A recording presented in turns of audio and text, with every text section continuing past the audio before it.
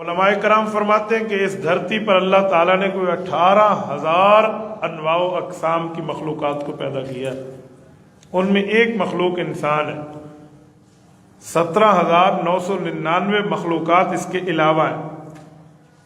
ان پوری مخلوقات کا وزٹ کرے نا، کوئی مخلوق ایسی نہیں ہے جس کا حال ہمارے والا ہو کہ وہ اپنی جاب کی تلاش میں ہو، اپنی نوکری کی تلاش میں ہو، اپنے رزق کی تلاش میں رزاق کو بھول بیٹھے۔ ایسا کچھ بھی نہیں۔ ہمیں دنیا میں رزق کمانا ہے لیکن اللہ کو نہیں بھولنا۔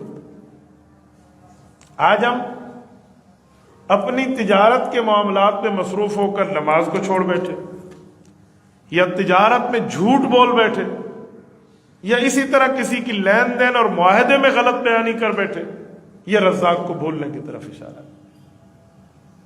میں مثال دیتے ہوئے ایک حدیث پاک پیش کر رہا ہوں۔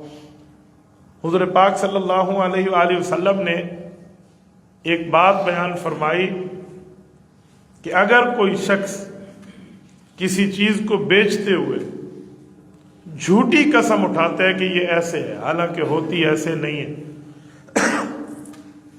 اول تو اسے قسم نہیں اٹھانی چاہیے تھی، قسم بھی اٹھا لی اور جھوٹے طور پہ اٹھا لی، تو فرمایا چیز بک جائے گی، برکت ختم ہو جائے گی۔ اب برکت کسے کہتے ہیں؟ چیز تھوڑی ہو لیکن سب کو پوری ہو جائے، اسے برکات کہتے ہیں۔